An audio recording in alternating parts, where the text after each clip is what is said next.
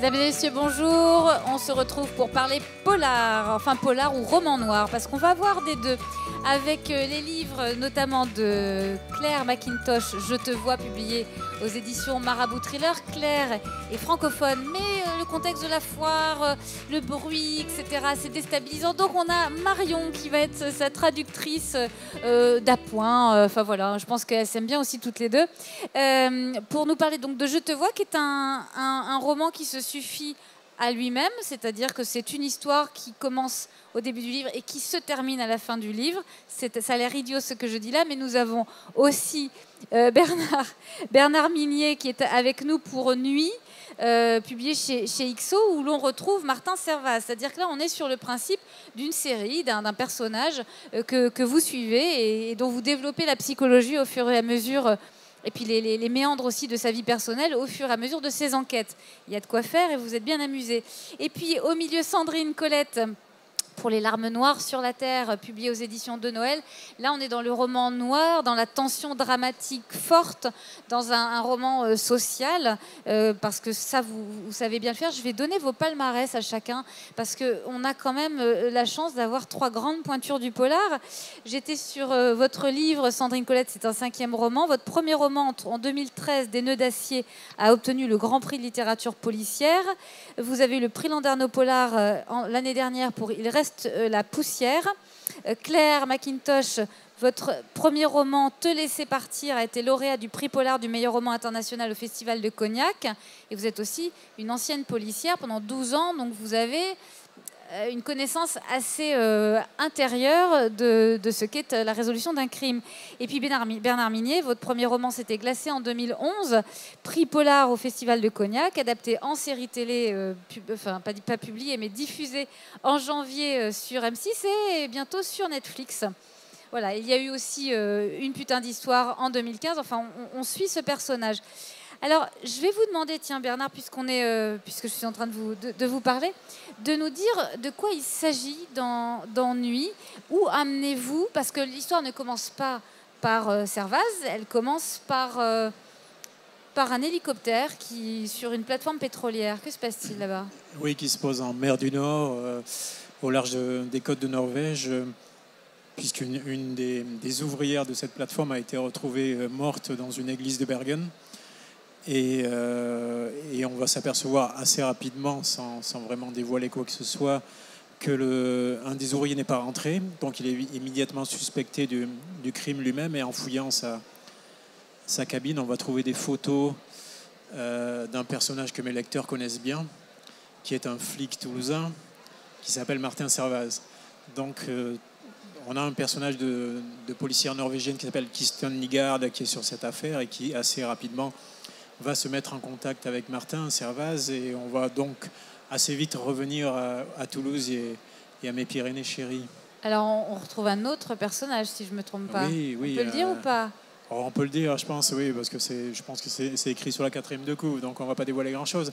On retrouve effectivement Julian Hirtman, qui était ce personnage enfermé dans l'Institut Varnier, cet institut psychiatrique de Glacé au fond d'une vallée l'hiver. Et alors, on est en train quand même de spoiler un petit peu Glacé, c'est embêtant, mais enfin il y a tellement de gens qui l'ont déjà lu que je ne sais pas si c'est très grave, et qui effectivement se retrouvent dans ce roman-là. Je parle de Hirtman, bien sûr. Est-ce que vous pouvez nous en dire un tout petit peu plus sur les enjeux à la fois de l'enquête et de la psychologie de Martin Servaz? Il y a un enjeu extrêmement important. Il y a un personnage nouveau qui se trouve entre ces deux hommes adultes, et c'est un enfant qui s'appelle Gustave.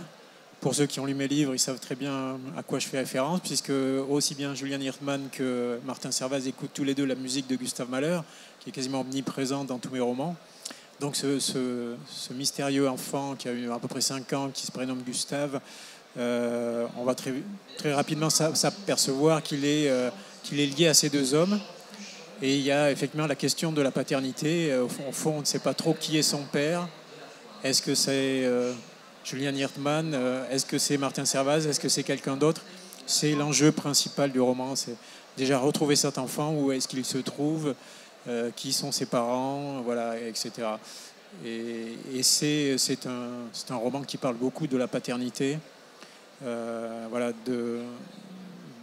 de ce que ça représente que d'élever un enfant, et surtout quand on a l'âge de ces deux hommes-là, qui sont quand même des hommes qui frisent la cinquantaine. Qu'est-ce qui vous a motivé, enfin, qu'est-ce qui vous a donné l'envie de partir sur ce sujet-là, de la paternité? Alors, il y a très longtemps que c'est quelque chose qui me travaille depuis le départ. Il ne faut pas oublier que dans Glacé, dans le cercle déjà, on parlait du suicide du père de Martin, qui est cette espèce de boulet, de fantôme qu'il traîne tout au long de sa vie, puisque c'est lui-même qui a découvert le corps de son père, hein, qui s'est suicidé. Donc c'est vraiment un thème qui me tient à cœur et qui court un peu dans tous les livres, de la même manière que dans tous mes romans quasiment, on parle de la jeunesse. Dans Glacé, il y avait cette colonie de vacances au cœur des Pyrénées. Dans le cercle, c'était une cagne, une classe préparatoire littéraire. Dans Une putain d'histoire, même si ça se passe à Seattle et on ne se retrouve pas les mêmes personnages, on a aussi des adolescents sur une île. Donc l'âge adulte, cette espèce de frontière entre l'âge adulte et l'enfance et l'adolescence, ces rituels de passage dans l'existence, et aussi cette question de l'hérédité et de la filiation, c'est quelque chose qui court dans tous mes livres, et là c'est vraiment le cœur du livre.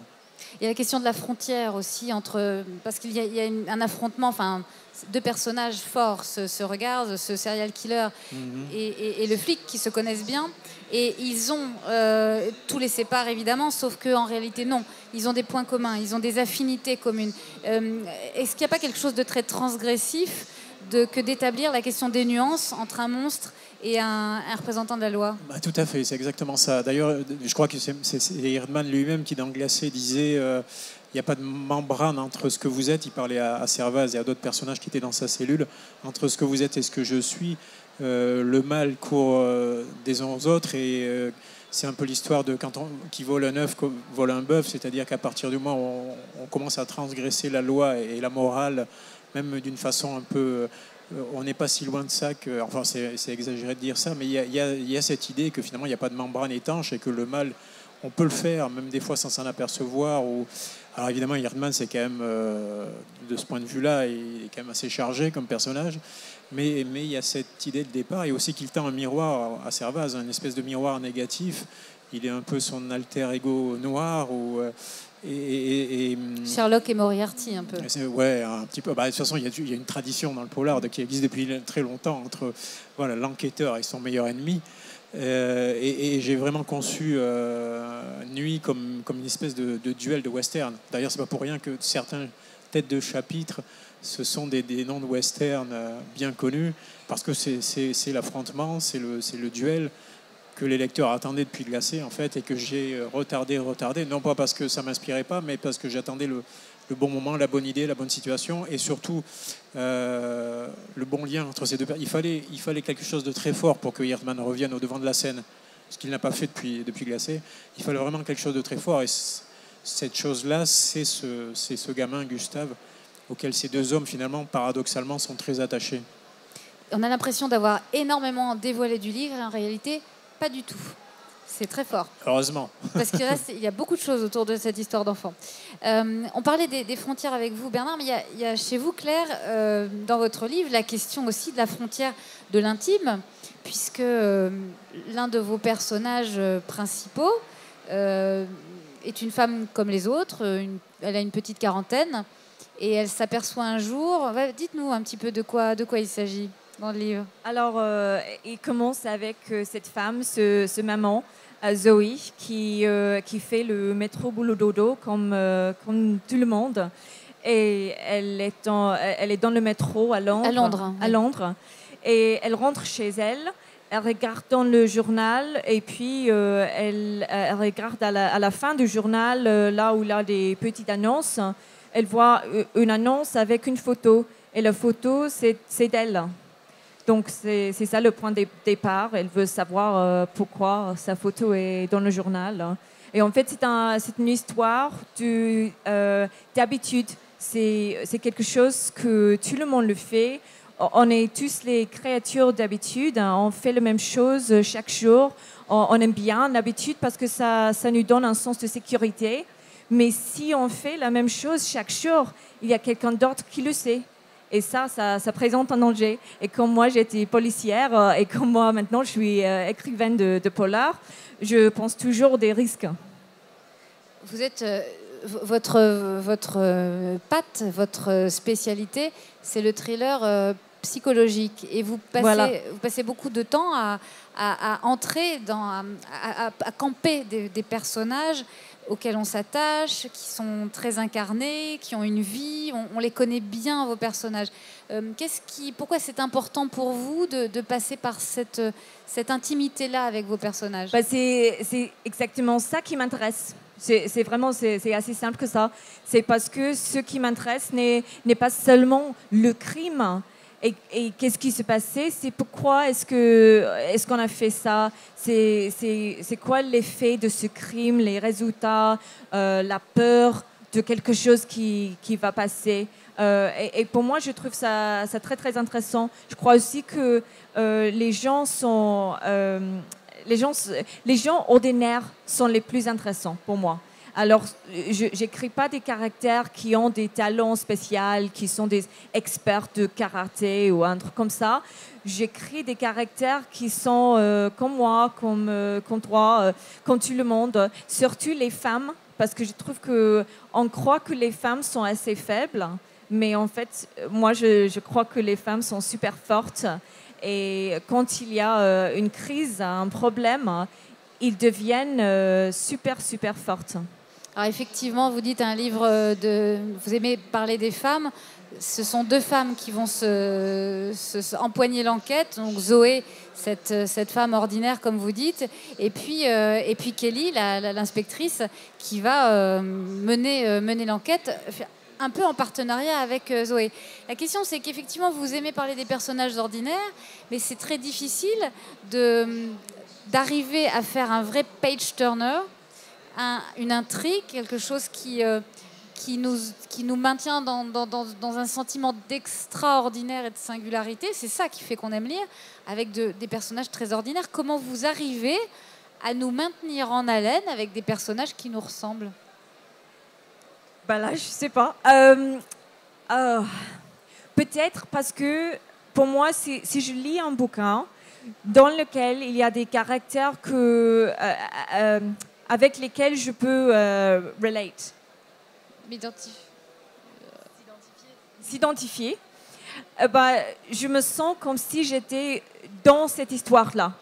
Donc, ce que je veux bien lire, alors ça suit que c'est exactement ça que j'essaie à écrire. J'essaie à écrire les caractères avec tout le monde peut s'identifier. Et comme ça, j'imagine qu'on a l'envie de continuer à lire, à découvrir l'histoire, parce qu'on est tellement s'engager. Alors, vous m'arrêtez si j'en dis trop, mais vous abordez dans ce livre un sujet très contemporain, très presque politique, qui est la question de la liberté individuelle et pas d'espionnage, mais enfin de l'observation et de la collecte des données. C'est-à-dire qu'aujourd'hui, à Londres en particulier, tout est relayé et filmé et collecté par des caméras. Donc, où est la marge de liberté? Et ce que vous dites, c'est qu'on est dans un monde économique libéral qui fait que ces données-là peuvent être l'objet d'un commerce. Ouais, c'est vraiment une question très, très difficile à répondre. Et en fait, il n'y a pas une réponse exacte. Chez nous, en Angleterre, il y a beaucoup, beaucoup de caméras. Ils sont vraiment partout. Et pour moi, il n'y a pas de problème. Moi, je fais rien wrong. De légal. Ouais. Je ne suis pas criminelle, je fais mon truc, je ne fais pas de problème. Donc, ça ne m'agace pas du tout si quelqu'un me voit. On peut me voir pendant toute la journée. Mais ça, c'est ce que pourrait dire Zoé. C'est ce que pourrait dire Zoé au début du livre. Oui, justement. Et les caméras ne sont pas un problème jusqu'au point qu'il y a quelqu'un, qu'il y a un criminel qui a accès de ces systèmes, soit caméra, soit, comment on dit, social media, médias sociaux. Réseaux sociaux, oui. C'est facile en français. Donc si on est à ce point-là, où un criminel a l'accès de ces systèmes, là, on a un problème. Donc, pour moi, personnellement, j'hésite un peu avant que je partage tous mes détails, moi je mets pas que je suis... Enfin, je viens de mettre sur Facebook que je suis en Brive. Mais bon, c'est assez général. Il y a beaucoup de monde pour me protéger. Je ne crois pas que c'est un grand problème. Mais je ne vais pas partager, par exemple, que chaque jeudi soir, je vais à une classe yoga, que je vais être dans ma voiture, dans ce chemin. Je ne mets pas ça parce que pour moi, c'est la folie, ça. Faut être très, très sage maintenant. Donc vous vous inquiétez sur la manière dont aujourd'hui nous ne sommes plus jamais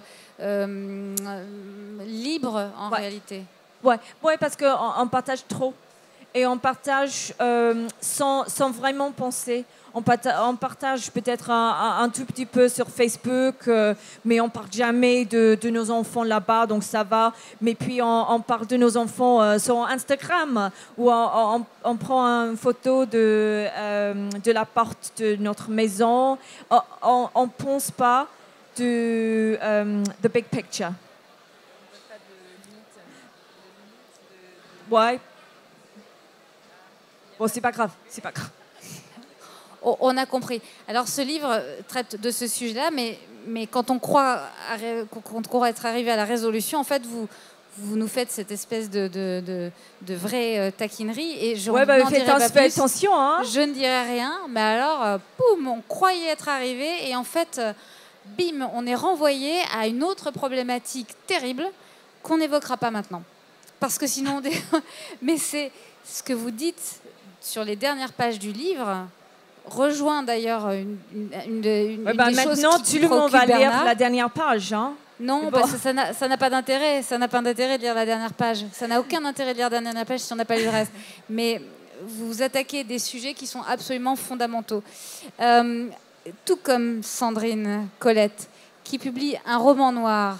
Les larmes noires sur la terre, c'est l'histoire non pas de Zoé, mais de Moé, qui est une jeune Polynésienne. Alors, elle n'a pas du tout la même vie, Moé. C'est une histoire qui aurait pu être une jolie histoire que vous nous racontez. Ça commence par un conte de fées. Oui, il faut savoir que les vrais contes de fées, c'est qu'on est écrits par Grimm, Perrault, etc. En général, ils finissent pas bien. Il n'y a que chez Walt Disney qui finissent bien. Donc, c'est revenir aux sources, en fait. Et donc, cette petite Tahitienne, elle rencontre un prince charmant en expat. Rapprochez votre micro. Elle rencontre un prince charmant un expatrié Rodolphe. dont elle va s'enticher, Rodolphe, et qui va la décider à rentrer avec lui en métropole. Donc elle arrive, pense-t-elle, quasiment sur les Champs-Élysées, sauf que la France, c'est plus grand que ça. Et elle arrive à la campagne, dans un petit village où on la regarde de travers, où on parle d'elle en disant la colorée, parce qu'elle est quand même plus bronzée que les autres. Et puis où son prince charmant va finir par l'appeler la taille-pouette, parce que ça fait rire les copains. Et puis après, la chérie, parce que elle dit qu'elle n'est pas heureuse. Donc c'est... Pas la chérie, hein. La chérie. La chérie. Voilà. Oui, non, pas la chérie, effectivement. Oui, c'est pour ça. Oui. Loin de là. Et en même temps, ce sont des petites vies ordinaires et des petites vies misérables qui pourraient durer indéfiniment, sauf que, je vais le dire délibérément, elle attrape un enfant. Évidemment pas avec Rodolphe, mais sur ces petits bals de campagne dans lesquels on a tous été quand on était à la campagne. Et à partir de ce moment-là, elle se dit que c'est pas possible que cet enfant à son tour vive cette vie-là. Et elle décide de s'en sortir. Et s'en sortir, c'est tout changer. Et tout changer, vous pensez toujours que c'est pour le mieux. Or, vous n'imaginez jamais qu'à certains moments, tout changer, ça va être de pire en pire. Et c'est là, c'est ce qui se passe. C'est la dégringolade économique, sociale. Elle se retrouve finalement à la rue. Et elle va être emmenée de force dans un centre social. Où, alors là, je fais un peu d'anticipation, et pourtant c'est extrêmement proche de certaines réalités, où on parque ces exclus sociaux dans des espèces de villes dans lesquelles on habite dans des voitures qu'on a recyclées de la casse. C'est-à-dire que voilà, au lieu d'avoir des HLM, vous avez des allées entières de voitures qui sont posées sur cale. On vous attribue une voiture. et advienne que pourra.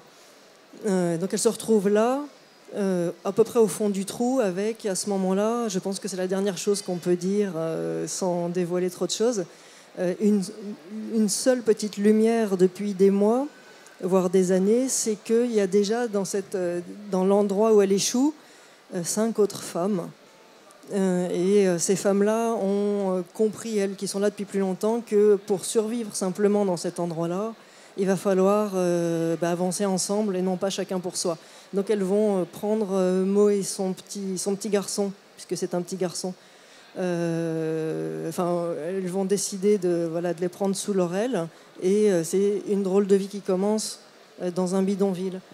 Et si je peux me permettre, simplement, je voudrais rebondir sur ce qu'a dit Claire, parce que je pense que les gens ordinaires, effectivement, ont un intérêt phénoménal, et notamment, peut-être, moi je trouve, c'est vous prenez des gens ordinaires, donc des gens, comme tu dis, comme toi, comme vous, mais vous les mettez dans une situation extraordinaire.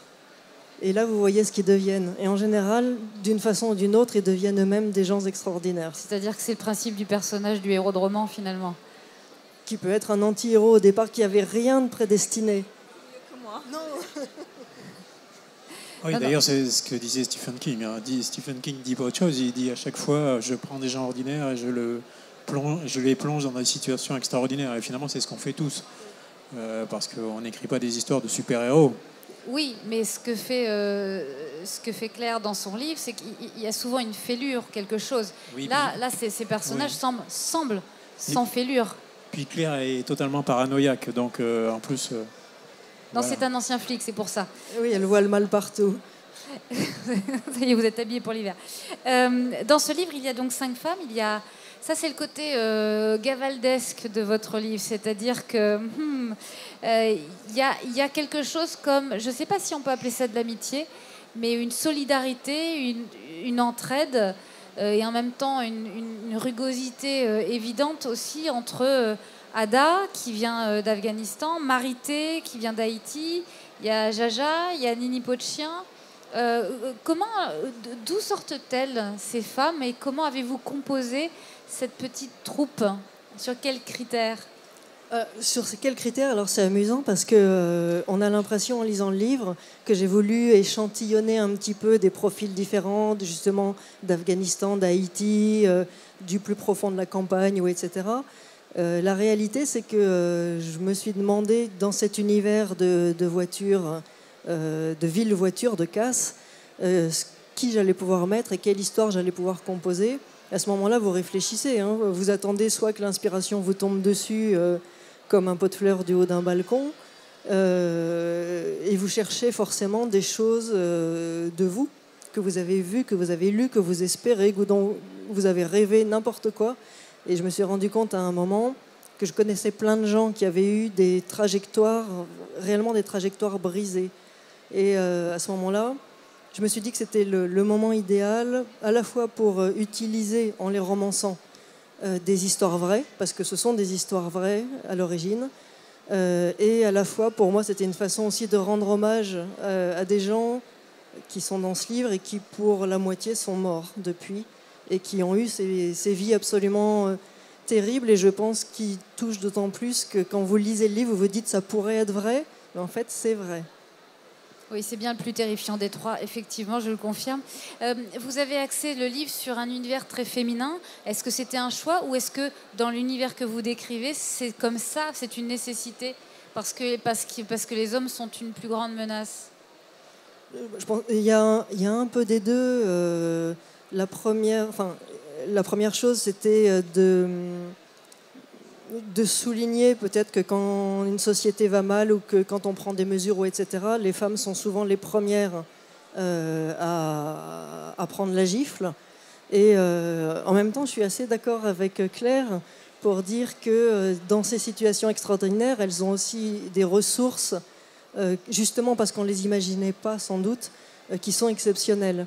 Et l'autre raison de mettre en scène plutôt des femmes, ça c'est vraiment juste un clin d'œil, c'est que j'ai une éditrice qui m'avait dit que depuis le début quasiment j'avais mis en scène des femmes soit absentes, soit horribles, et qu'on allait me cataloguer voilà, comme anti-féministe, anti-femme, anti-tout. Et je me suis dit, je vais me venger, je vais faire des beaux portraits de femmes. Et voilà, tout ça s'est mélangé dans un livre qui met en scène des portraits compliqués, parce qu'aucune d'elles n'est toute blanche, hein, il ne faut pas rêver. Et pour survivre, il faut aussi avoir du cran, c'est faire des sacrifices. Et des roueries aussi, une capacité à être roué et à trahir aussi, ou à transgresser. Parce qu'à un moment, la survie. Il faut survivre soi-même avant les autres pour continuer à faire... Et peut-être même pour sauver les autres. C'est ça, exactement. Bernard ? Ah, vous êtes coupé, on vous a coupé le micro. Allez, on ne veut pas que je parle, en fait. C'est bon. C'est vrai que dans le roman précédent de Sandrine, le personnage de la mère était quand même... voilà, il fallait un peu contrebalancer tout ça dans le suivant. Parce que elle était... Alors vous, avec les femmes que vous mettez en scène, là, d'ennui, franchement, hein, Bernard, franchement... Bah, ça confirme un peu ce que sont en train de dire mes voisines, c'est que le sexe fort, hein, c'est pas celui qu'on croit. Hein. En même temps, en ce qui me concerne, c'est pas forcément un compliment. Je suis d'accord. Mais cela dit, un sexe fort ne s'illustre pas forcément par des belles choses. Il peut être fort. Et vous en donnez témoignage d'ennui notamment.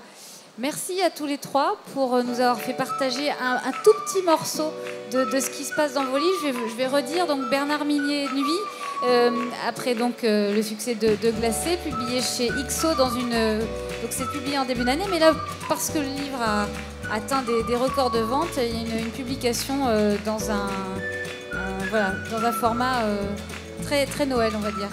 Très Noël. Sandrine Colette, donc les larmes noires sur la terre, c'est publié chez De Noël. Et Claire McIntosh, Je te vois, publié chez Marabout Thriller. Merci à tous les trois, chacun dans son genre, des romans à offrir à Noël. Merci.